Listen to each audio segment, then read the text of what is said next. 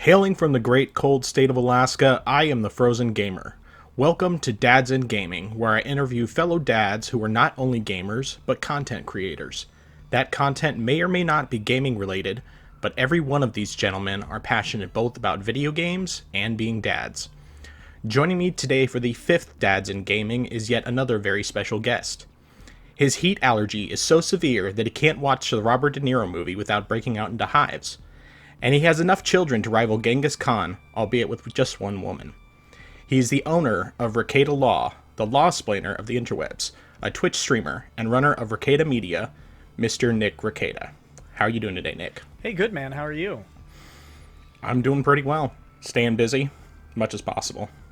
Yeah, it's, well, the one thing with this lockdown is that, I'm constantly working on my own stuff now. So I guess that's good. Yeah. I don't have other things that I have to be doing.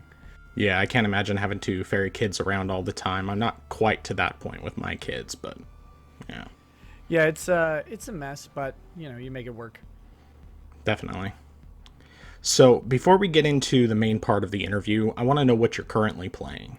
Oh, I suppose Doom Eternal has been the game I've been playing lately. I do almost all, if not all, of my gaming on Twitch, and lately that's the game that I've been playing since it came out. I was playing Sekiro before that, but I've switched to Doom Eternal since it was a new release and a lot of people were requesting it, and it's pretty good, I guess.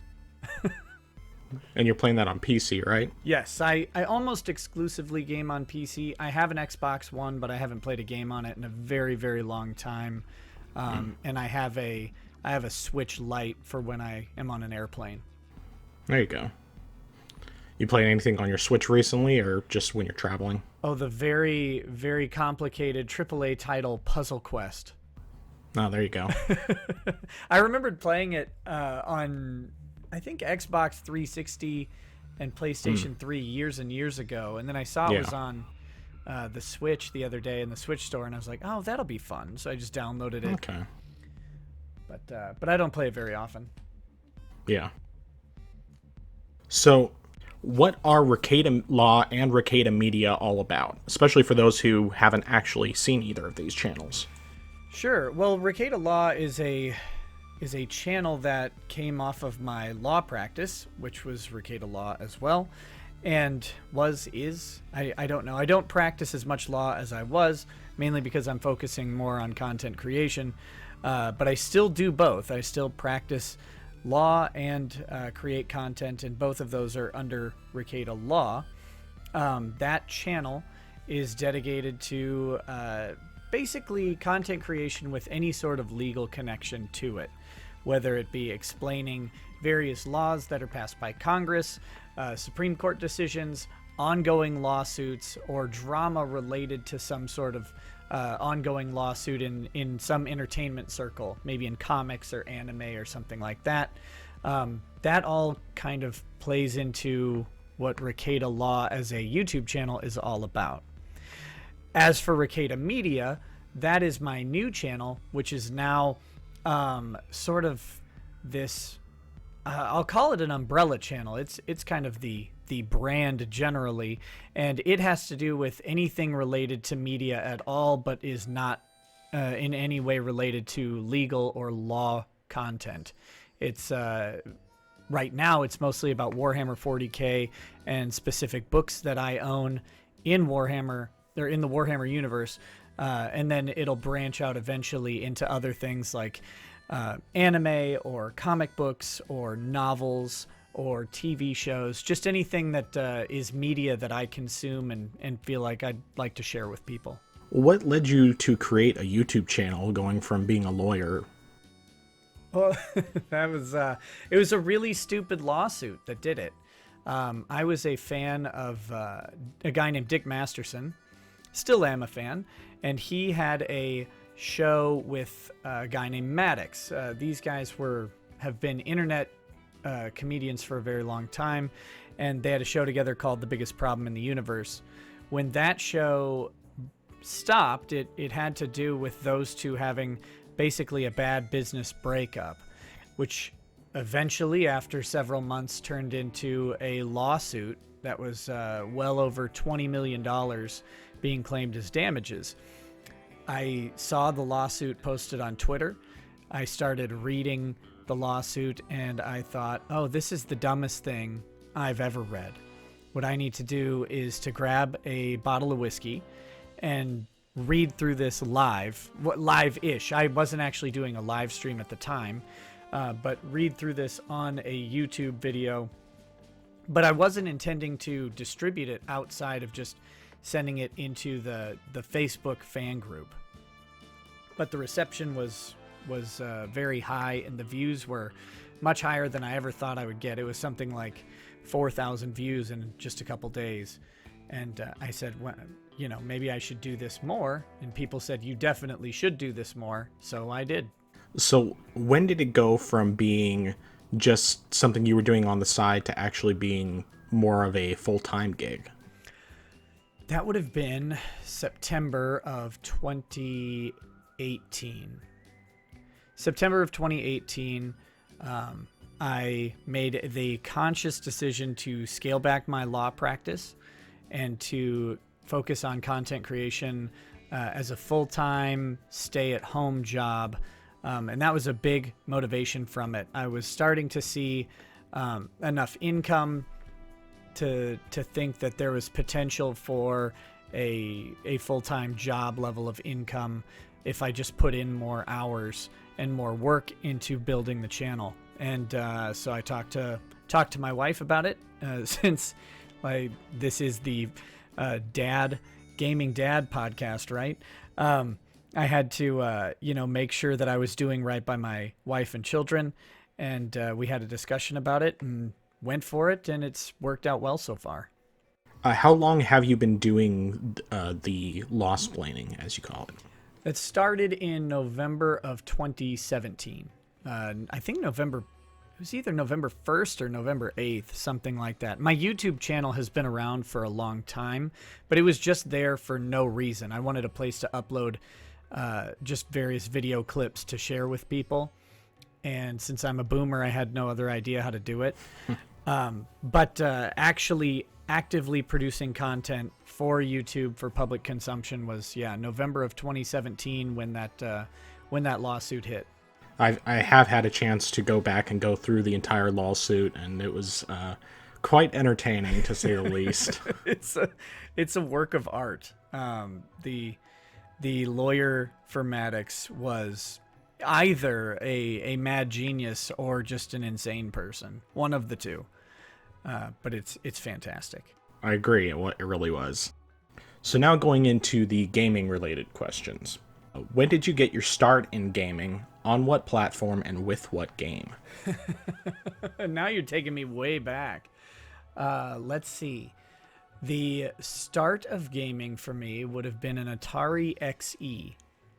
My sister and I asked my parents for a Nintendo or a Sega Master System, and they came back with an Atari XE because my dad learned that you could code on it.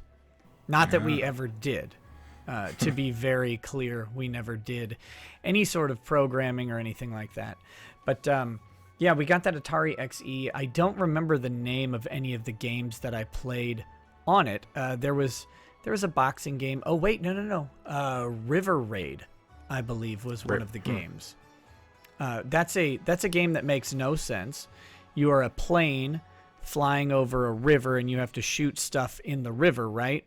But if you fly outside of the bounds of the river, you crash. Because apparently planes are boats. I don't know. But so that was one of the early ones I remembered, but it was just some early, basically computer titles. They had a boxing game. They had some monster fighting game. But that was where we got, or where my sister and I got our start playing video games. So right now you are, 38, 39, somewhere around there? 38, yeah. Okay, so how do you respond to people who think you're too old to be gaming? Oh, I don't hear that as much as I used to. It was never directed at me, so to speak. But when we were younger, they would talk about growing out of gaming. I think the way I would respond if someone said that now is just look around you, man. Everybody else is playing video games. It's a bigger market than Hollywood has ever dreamed to be, and it's where entertainment is going because it's so versatile. You can tell stories with it better than you can with a movie. I mean, unfortunately, we don't have as many notable examples of great storytelling in gaming yet, but the flexibility is there to do it. Or you can have just pure entertainment of whatever stripe you may want to find. So if someone tells me I'm too old for gaming, I'll tell them they're too old to understand where business is going. That's a good answer. I'll take it. So what would you say are your top 5 gaming games of all time? All time. Or even just right now? No, I'll go with all time. I don't really have one right now. Right now I run into this issue where I get kind of hyped to play a game, and then I'm always looking for it to do something more than it does. And I don't ever know what that is. Even very expansive games like Skyrim and stuff like that. I always want it to be something a little bit different. But all time, my favorite gaming experience and my most fulfilling was probably EverQuest, which I played for several years.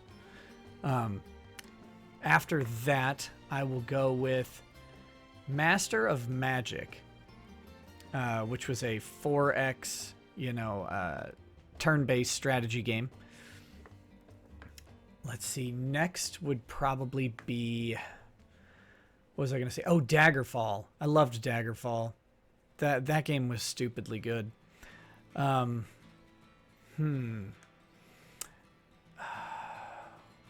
do I go next? Let's go with top 3. I don't know what other 2 I would pick as top. There are other games I've had a lot of fun with. And right now, where I spend most of my hours are kind of on these indie roguelite games that I really enjoy. Risk of Rain 2 and Risk of Rain 1 have some of the highest hours of my gaming records on Steam right now, despite them being like $15 or $20 titles from an independent publisher. That's where I find most of the joy, mainly because the games aren't big enough to really demand that they be more than what they are. Mm-hmm. But yeah, so I guess EverQuest, Master of Magic, and Daggerfall we'll go with as top 3 games, with everything else coming in at a close 4th. Okay. That works just fine. And Daggerfall, that's the first or second Elder Scrolls game? That's the second Elder Scrolls game. Okay. I haven't played anything earlier than Oblivion. Oh man, you're more missing just because I got into it so late. But the differences in how they did the magic systems were they have dumbed it down every game since Daggerfall. And a lot of people think Morrowind's kind of a happy medium, and that's reasonable. The other thing with Daggerfall is that it was so much bigger than all of the other Elder Scrolls games by miles and miles and miles of auto-generated terrain. It was, of course, nothing like Oblivion or Skyrim or Morrowind in the beautiful environment aspect, but just the sheer amount of content that is completely pointless is off the charts. All right. Well, that's never a bad thing. Sometimes it's nice to just have things that are utterly pointless but fun. Exactly. What's the most underrated game you've ever played? Most underrated game I've ever played. I don't know how it's rated, so I guess it is underrated. I'm going to go with Warhawk on PlayStation 1. Okay. Great game from the makers of Twisted Metal. Okay. And I believe that it came out before Twisted Metal. Twisted Metal was a lot of fun, by the way. But Warhawk was a flight shooter with the same sort of action style as Twisted Metal, but maybe a little more chaotic. The only downside being it was a single-player game. and Yeah. and didn't have the multiplayer aspect that Twisted Metal did. Well, what would you say is your favorite game or game series?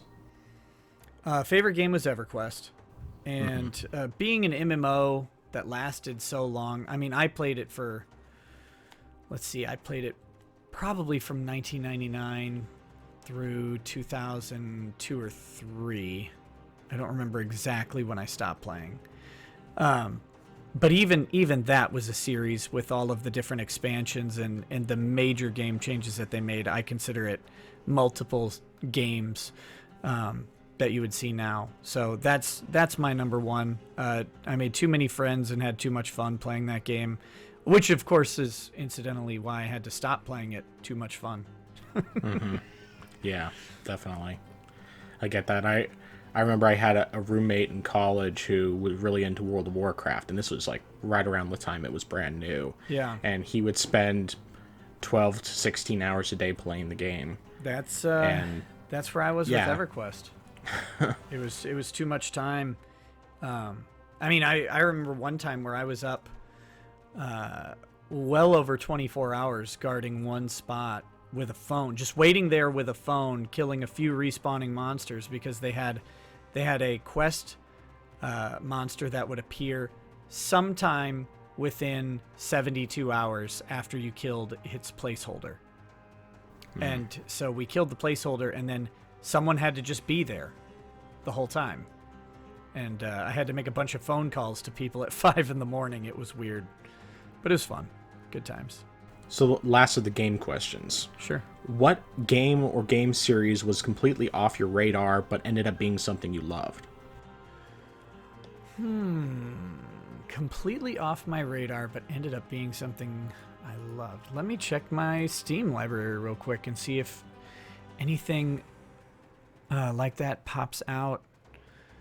Oh, yeah, easily. Pathfinder Kingmaker. Okay.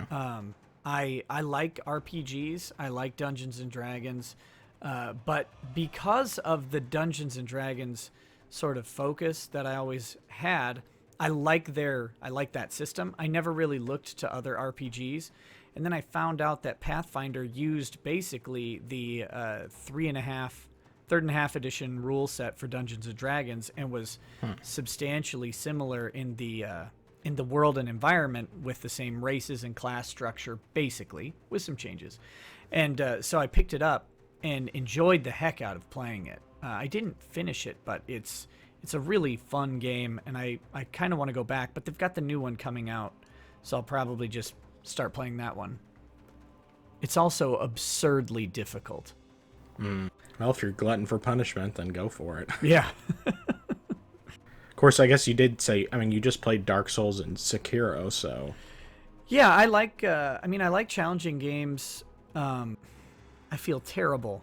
I didn't put Battletoads on the best games list. If you want to edit it in, also Battletoads.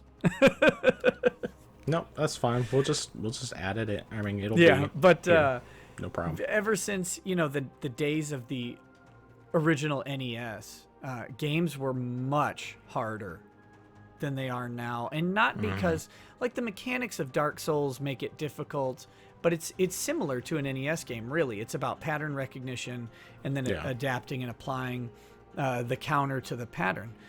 Many times in like a rock paper scissors sort of way, which is how the NES games played. The difference was NES games, you often didn't have unlimited lives or unlimited continues. You had to start the whole game over.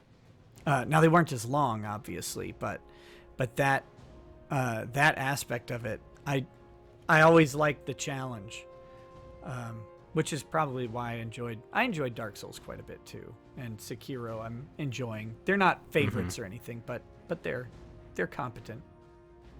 So your career situation is obviously unique compared to my previous guests in that you don't have a traditional 9 to 5. Correct.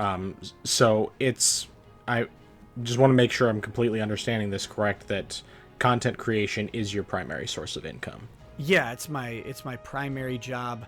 It's what I do every day. It's what most of my day is spent focused on. Is either the networking aspects of content creation, the researching aspects of putting together a show, something like that. That's the bulk of my employment time, we'll say. All right. So let's start transitioning over into the other half of this series, and start with, how long have you been married? Ooh, this year will be 16 years come July. Okay. And how long have you been a dad? I have been a dad for, I guess, 12 and a half years now. All right. And you have 5 kids, right? Correct. How has your experience been as a dad? Great. Couldn't ask for a different role in life. What's the most surprising thing you've learned in parenting?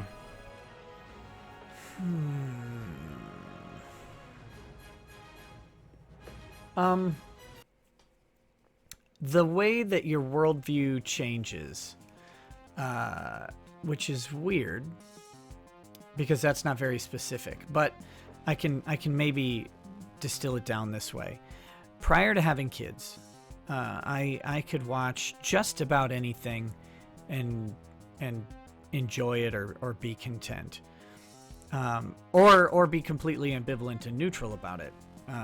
After having kids, seeing things in which children are harmed, not even real children. I mean, a movie plot line or something like that, or reading a book where children are put into extreme types of conditions, works on you in a completely different way, or works on me, I should say. I don't want to generalize. Works on me in a completely different way, driving out emotional responses where otherwise there wouldn't have been any, because I'm able to identify with the fear of whoever's in charge of that child. Even if no one's there, there should be someone.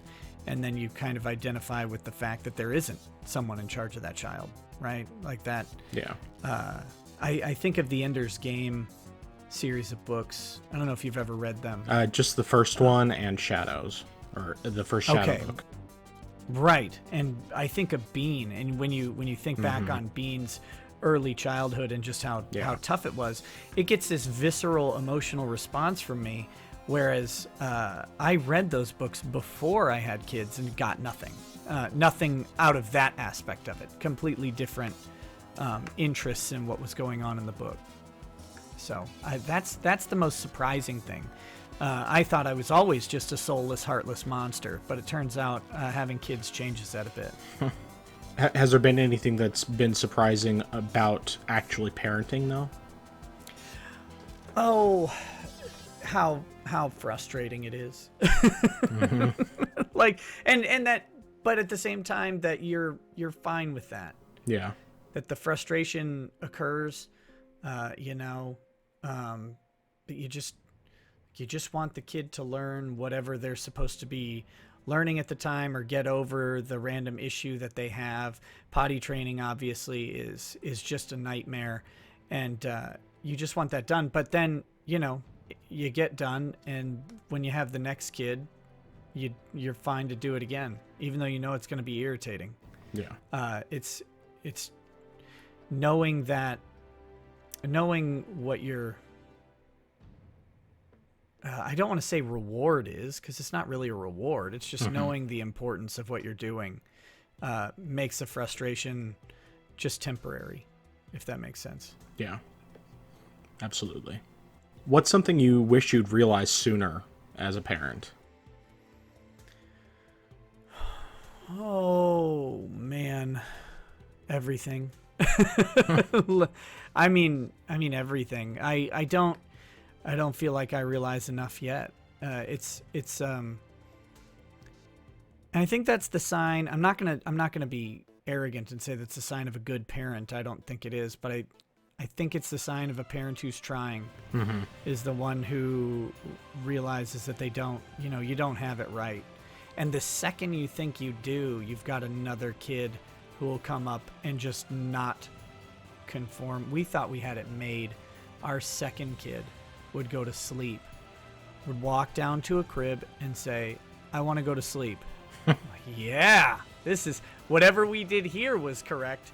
And then the fourth child would never go to sleep. Just will not. It's still a struggle.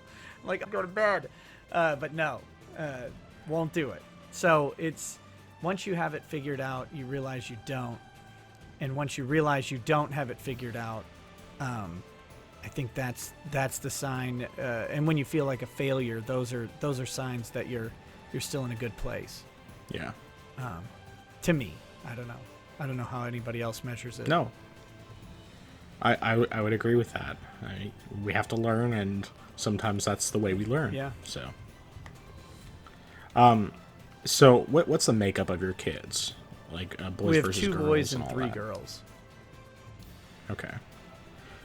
How would you compare raising the girls versus raising the boys? Oh boy.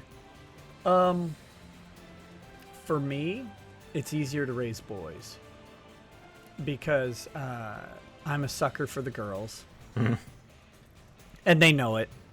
They know that. Yeah. Also, boys' minds just work in a different way, and it's one I can identify with than the girls' minds who don't. Yeah. And our boys are very, very different, but there are many ways where I know they're the same. And the girls, all of them, all 3 of them have me guessing constantly. So it's the differences are prevalent. Yeah. They're not really describable, though. I don't know how to describe them, but I wouldn't trade my girls for anything. But if I had the choice between raising a boy or raising a girl, I'd pick a boy every time. It's just easier. Yeah. I can pretty much agree with that with my limited experience, but So how do you find time to game with having a wife, 5 kids, and your work? Yeah, well, I made gaming part of my work. That was the way to do it, which is why almost all of my gaming is done on Twitch. Twitch is after I do my live show, I will go on to Twitch and kind of wind down from that for an hour to 3 hours. Really depends. Oh, excuse me. It really depends on what what I'm in the mood to do, what game I'm playing. But that's how I get my cooldown time, and so then by making it part of the business endeavor of online streaming and entertainment, it justifies my ability to do it. What tips would you give for people who are struggling to find the time to game with everything else going on in life? That's a tough one. I got to think back to before I made it a business. What I would do is chalk it up as it's weird to say this, right? Because this is video games we're talking about, but video games are where we escape. They're where we process. They're where we relax. It used to be a book. It used to be TV or something else. Now it's, for a lot of people, it's video games, and there are pressures as you get older and into different phases of life to say you should leave that behind. But if it's something that helps you relax and calm down and recharge for the next day, then you should schedule it as something that does that. The same way you would schedule a yoga class, or the same way you would schedule just some personal time to go do whatever you're going to do. Put it into a calendar. If you're a husband, have an honest discussion with your wife about it and say, look, I need this time to do this. I would otherwise be doing X. I would join a softball team or something like that. Instead of doing that, I'm here at home, but I would like some time to do these things that help me get ready for my next day at work. So, and then schedule it in. Figure out what's reasonable amounts for you to do that. The caveat to all of that is, if you ever find that it is unreasonable and it's interfering with your ability to be a husband or a dad, you got to cut it out, whatever it is. Yeah. Now, since you have both boys and girls, what advice would you give to newer parents, especially in how to parent girls versus parenting boys? Oh. Whew. That presumes I know how to do it. Well, you can even just go based on your own experience. Yeah. With both of them, the most important thing is to get yourself under control. The hardest days as a parent are the ones where you lose your temper or lose your cool. And for most people, that doesn't. I don't think that means hitting or anything like that. It's when you raise your voice and you didn't mean to. It's when you say a snide comment about one of your older kids that you knew it would hurt their feelings or whatever, and you'd say it because you're in a bad spot. It's all about controlling yourself, and if you learn to control yourself, they'll extend the same courtesy back. It's really, really hard for parents to learn that skill, I believe, and it manifests in different ways for every parent, but it's exerting that self-control and removing yourself from the situation when you need to keep your cool in front of your kids. As far as doing it differently for boys versus girls, it's not really different. It's just that different things are going to tick you off. Mm-hmm. And so you've got to figure out and identify what those things are. I think for me, boys are partly easier because I understand them, because I can see my childhood in their actions and their interests. Mm-hmm. So with that, it becomes really easy for me to say, oh, he's just mad because he's not getting to play this game he wants, or he's not getting to go to the movie he wants to go see, or whatever it is. Mm-hmm. I can identify that stuff. With the girls, it takes a little more guesswork. But yeah, just take time to get to know what makes them tick, and then get to know what makes you ticked off, and then manage that effectively as you possibly can. And you'll fail, and you should feel bad about it, but know that they're going to be okay even when you fail. Yeah. Well, I'd say that's some good advice. I haven't heard that's those specific thoughts, but those are good ones that I'll keep in mind. So if you were going, I mean, this is kind of more of a personal question. And so my daughter is only 14 months old. She's just a little itty bitty girl, the only girl I have. Sure. Is there anything that you would say to me as someone who is very new to parenting a girl? It's a special thing. I don't know about advice or anything like that, but it's a special thing, and you're going to have. Do you have a boy also? I have two older boys. Oh, okay. A 4 and a 2-year-old. Sure. Well, you are in for a different type of adventure, good sir. It's your girl will have a relationship with you that your wife will not get. I mean, the same thing back, but it's this is it'll be very special for you. You will be her protector and provider in every sense of the word. I feel like maybe that's a difference between boys and girls. There's an inherent sense of protection and provision between dads and daughters, I think, that is different between dads and boys, because you want your boys to go out and get scraped knees. You want them to go out and explore things and stuff like that. The girls are going to be different there, and that's something that you should value, not guard against. Value that different type of relationship, and treasure that you are the protector, and know that is a good and right thing, if that makes sense. Yeah, it does. All right, so I have one more question, and this is the most important question of all. Sure. Do you tell dad jokes, and what is your best one? I tell dad jokes all the time, but I don't have like a roster of them. It's just whatever corny, stupid line comes to mind in any situation. I don't have like a reference guide for them or any favorite go-tos, unfortunately. I probably should. Can you think of any off the top of your head? No, it's embarrassing, but they're very situational for me. It's just a stupid pun here or there that'll come out, but I don't have any specific ones. I'm sorry. Oh, you're letting me I down. know I Nick. should have researched the topic. Oh, dang it.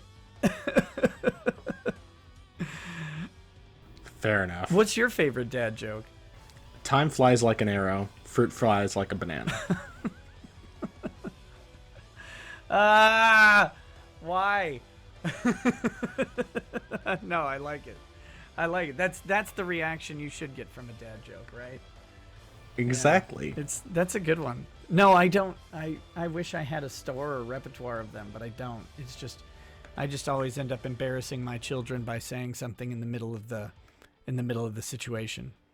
Well, that's the way to do it, though. You know, either saying a really corny dad joke or kissing them in front of everybody. Exactly. Like saying my baby, which is what my dad always used to do, even when I was in my 20s.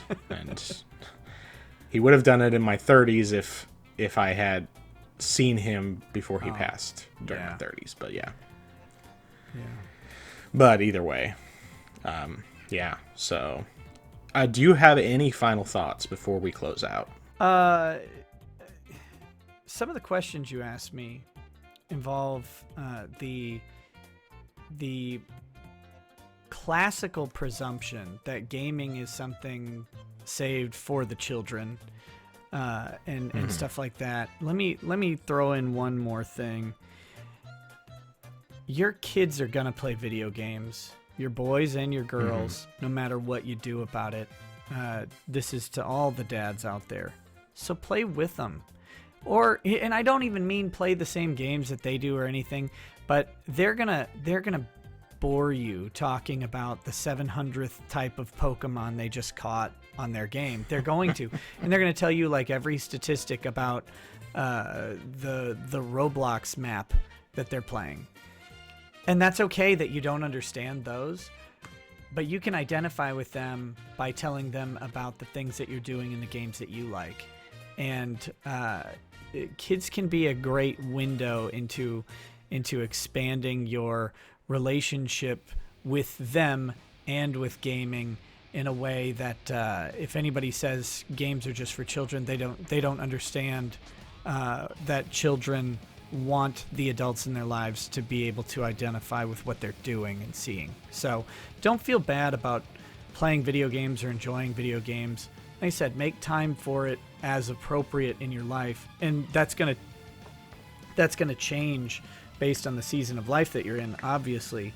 But it is something that will be rewarding. I mean, I went several years without playing a video game. Just probably 6-7 years ago, when I was doing finishing law school and stuff like that. I just didn't have time. Yeah. I had law school and I had family obligations, and I was driving back and forth, and I just didn't have time to play games. And when I finally sat down and was able to get back into it, I realized that it was something that was kind of necessary. It's how we grew up, and it's how your kids will grow up. All right. Do you have any other thoughts just before we close out? No, man, I think I'm good. Okay. So where can people find you? Well, you can find me on YouTube at, you can just search for Rekieta Law or Rekieta Media, and you'll be directed to my main sources of communication with the world. You can also find me on Twitter at Rekieta Media. Any of those will work out. And one thing I do just want to note for anyone listening to this that is more familiar with or has checked out the other content from other people I've interviewed, Nick's channels are not family friendly. No. So you I mean, they are very entertaining, and even if I don't necessarily agree with Nick on everything when it comes to the law splaining especially, it is very informative, very entertaining, and I listen to it regularly. My wife has been listening lately with me, and I'm sorry. It's she's been enjoying it. She finds it funny. In fact, there are times where I'm listening to it while playing a game after she's ready to go to bed, and she says I can just keep it on, and she can fall asleep listening to your streams. So hey. Well, there you go. That did make me actually think of one more thing. Now that you mention it, Yeah. find mirth and joy in life. If your life is without mirth or joy, then you really are you're in a season that you should get out of. You should have fun, and that plays into the video game thing, but it also plays into just letting yourself be entertained in whatever way that comes, and to understand that not everything is so serious and so dire. We have such a temptation to give into social media and to make everything into the end of the world and everything into the death of some major tenet or moral of civilization, but it's not. Have joy, laugh at things. Jokes are okay. Jokes are fine. And you should enjoy them to the full extent that's possible. Wise words. Well, let's close out now. So until next time, this has been the Frozen Gamer and Nick Rekieta of Rekieta Law and Rekieta Media. And I will talk to you later. Take care.